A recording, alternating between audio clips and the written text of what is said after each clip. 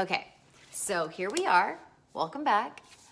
It's our Advanced Bitches Book Club, and we are talking about codependency. We are on chapter 4, the caretaking chapter. And in previous videos, I asked you to circle all the ones that were true. I circled all of mine. And in the previous video, I asked you then to number each one on a scale of 1 to 10. 0 being you're good, you got this, it's not a non-issue, or it never was. But I want to know, so what I want to know is where you are right now. Okay, so last we left off, we said that we are really good at anticipating other people's needs. And so then the next one we're on is wonder why others don't do the same for them. Okay, so that one, I don't know, maybe it's like a 2 or something, but here's where each of our own individual issues come to the forefront. So the way she worded it is wonder why they don't do it for me. And I may have wondered it, so it's still true for me, but I had so much self-hate and so much like just thinking I was the worst person in the whole wide world. And so I didn't really spend much time wondering why people didn't do it for me, because I knew, because I didn't deserve it, because I wasn't worthy of it, that I wasn't important. So I didn't spend any time being self-righteous about why other people weren't doing shit for me. Some of us have a martyr thing going. I didn't really have that. And if I did, all my martyring was just taking out on myself. I never like gave it to anybody else. Like, how come they, it's always, you do these things for other people, but you don't do it, so it was just more, I used it to beat myself up. And so check that in yourself. So check that, because being a martyr, that is, and just understand, this is just a PSA right in the middle of this, is that a lot of times we use these words that, I don't want to be judgmental, I don't want to be a martyr. Sometimes we're using these words and we're not actually any of those things. Calling, again, the things that pop in my head, I don't understand. Calling a hot dog is not judgmental. Like, you call it a hot dog. You don't just say, like, when somebody says, you're stepping up to the counter and what to eat, you just don't go, like, there's lots of things on the menu. And so we're either saying, calling a hot dog is not judgmental, or that it is judgmental, and that's fine because we're creatures of judgment. I'm an INFJ, judgment. Like, it's part of like a healthy person. And we need to judge things. How healthy are they? How sick are they? So when you hear me say martyr, it's not about beating yourself up. It's about understanding. And also, you might not be a martyr at all, but you may use that word because you have a martyr in your life and you don't like that. So you have told yourself that you're that too, but you're actually not. So at some point, we're going to get real clear on, are we a martyr or are we not? What is that I'm feeling? But calling something what it is not judging. And so we just need to just start getting really clear with the language that we're using with ourselves, because it's really, really important, because words are actually symbols, and symbols is what the psyche speaks. So we have to be really diligent about checking our language. So I hated myself. So this one isn't a big deal for me. So again, it may have crossed my mind, but I didn't sit on that thought and just live there, because it's just like, well, of course, why would anybody? I'm such a piece of shit. Like, disgusting. Like, I'm disgusting. Why would they want to? Okay. Oh, I gave myself a 2. I think I was being a little generous. Find themselves saying yes when they mean no. Doing things they don't really want to be doing more than their fair share. Oh, God. I think I do that still too much. of the work, doing things other people are capable of doing for themselves. Oh God, oh God, oh God, oh God. Now that I think about it, I may have been a little bit of a fawn in the department store yesterday. Let me buy this from you too. Not great. I'm still happy with my thing. but I think if I was truly diligent, I maybe have purchased more than I needed to. So, but again, that's what this shit is. It's so insidious. Like we don't even know that we're doing it. I didn't know I was doing it until I was just talking to you right now. I didn't know because I thought I needed those things and I needed to have like really good skin or whatever the fuck. So, but it's like, let me look at that one more time.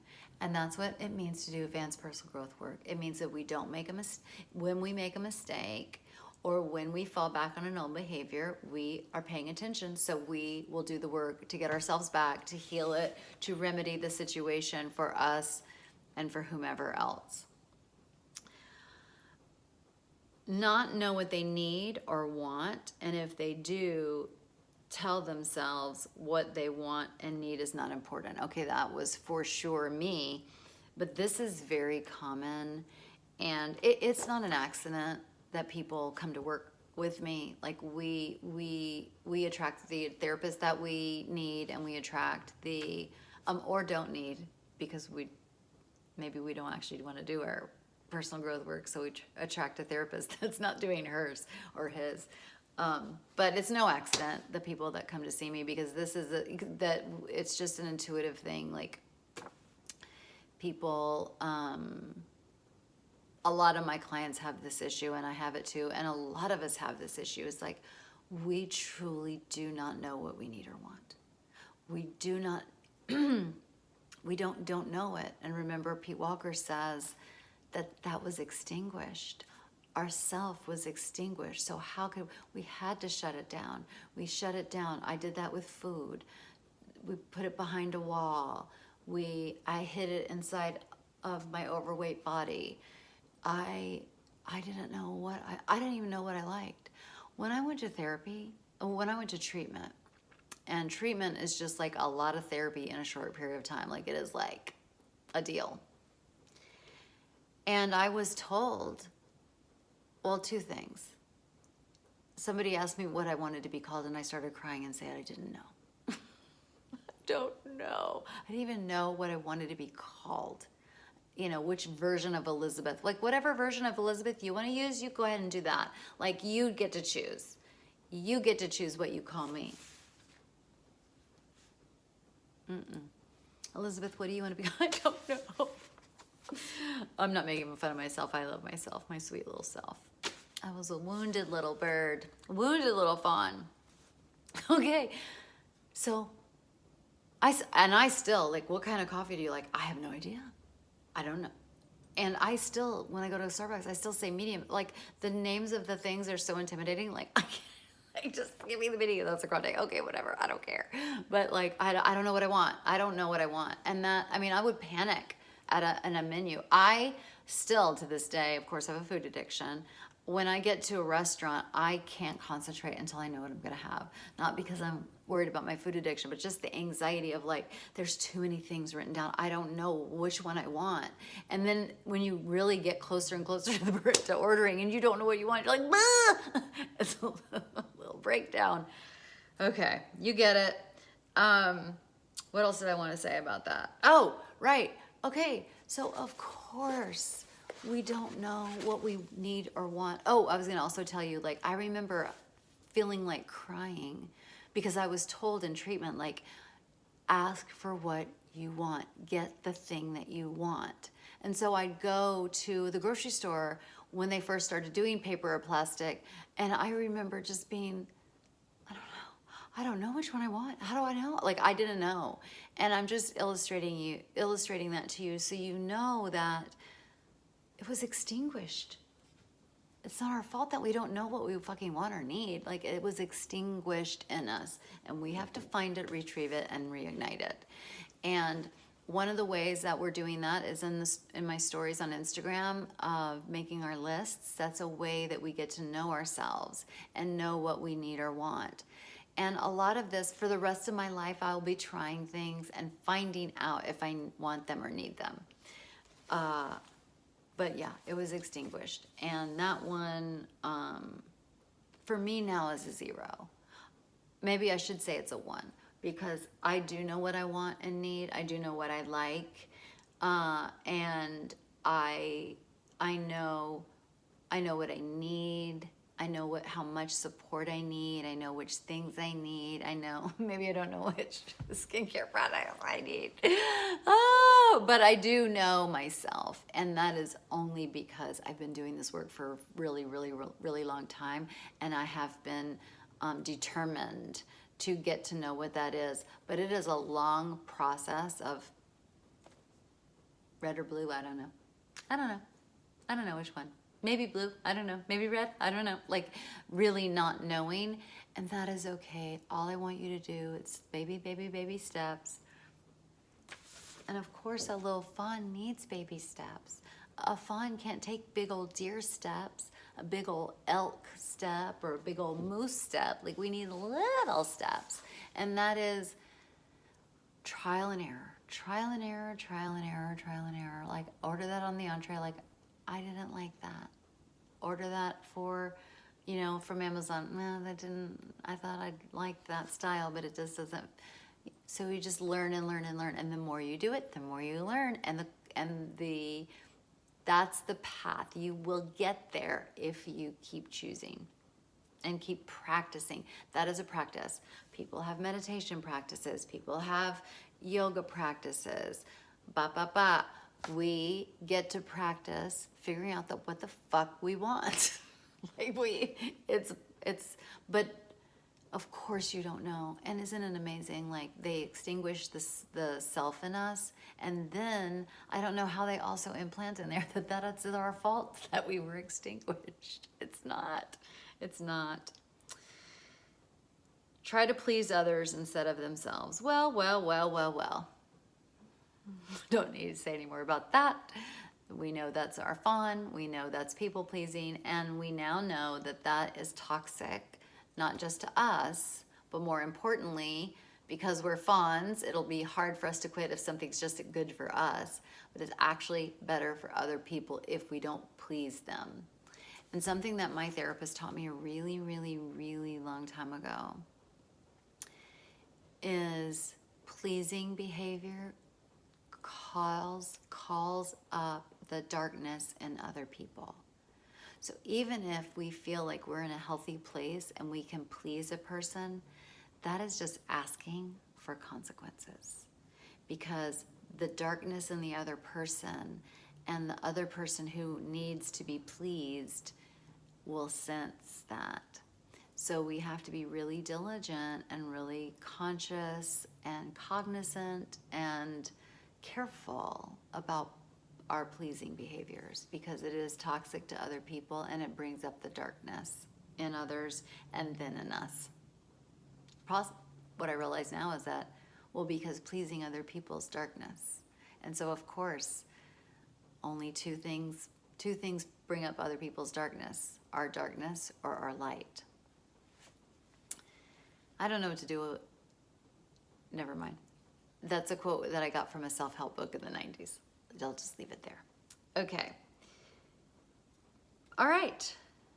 Let's do the next one. Find it easier to feel and express anger about injustices done to others rather than injustices to themselves. Oh my God, that's a biggie. Of course, again, it's extinguished. We're not going to fight and be mad about the injustices. Again, I think that's a little hoodwink that's put in children who are raised as fawns, that also in the hoodwinking of that, the conditioning of a fawn, there is also that, hold on, I've lost the thought. Sometimes you lose the thought when it's deep. They also put in us that it would be a crime or a sin if we complained about it. That And so being upset at unjust things happening to us is a normal human response, which was extinguished. But it still lives in us as a need, a safety need. It lives in us, that natural, I mean, that's a natural, can you think of like evolutionarily speaking, like an injustice is like a really important thing to act on and to know, and an injustice to yourself, like that's an important thing. And I'm just getting a realization. So an injustice to other people, so we're living out our truth of responding to an injustice. And so that true part of us, that real part of us, can get so mad about the injustices of the world, and how could this person do that to that person? How could that person do that to this person? And it's out of order. So I guess my rule then, the tool for this would be, you're only allowed to be mad at an injustice for another person if you're also mad about it to yourself. So if you are mad that women get paid less than men, fact that that it shouldn't just be for other people who get paid less than men. You have to feel it for yourself first. And that's another practice that we have. It's like, yeah, that's not okay that was happening to me either. Just remind me too about all the Me Too stuff is very fun. Like, it's just the injustice of it. Well, I guess this is just the way it is. I guess I just have to take this. I just have to. So the thing that came up for me about this is it really, I cannot watch a movie that has what do they call them? A character that is unjustly accused. So I could barely do Shawshank Redemption. Like, I can't, people going to jail for the wrong, for innocence, I can't do. I started reading a book, and it talked about, she was babysitting somebody that's called The Map of the World, and I just started reading. It was like Oprah's book, so I'm going to read it. And like, I opened it up, like within the first couple pages, like she was babysitting, and it's not a spoiler because it's in the first 2 pages, but she kills the kid she was babysitting. Her kids are okay, but I left it on the plane. I couldn't do it. That's like my greatest fear. Like, it's like babysitting other people's kids was a nightmare for me because I was so afraid of it even before I read that book. But and that's when I realized one of my top strengths is fairness. I need things to be fair. Really a button in me. It just, and the way it gets expressed, because I'm a fawn and a freeze mode person, is I freeze. So that, if fairness is an issue for you, that's this one about being mad at, everybody else, this is terrible for them. I'm okay, I can handle it. Of course, we were made to handle it. So I hope that was helpful. We will continue on. So if I didn't say it last time, then you're going to go back and you're going to, you can number how you are today. Number a 0 to 10 on a scale of 1 to 10, 10 being full blown, this is you all the time now. So keep doing that for the rest of them on the caretaking, and I will see you next week. Love you. Bye.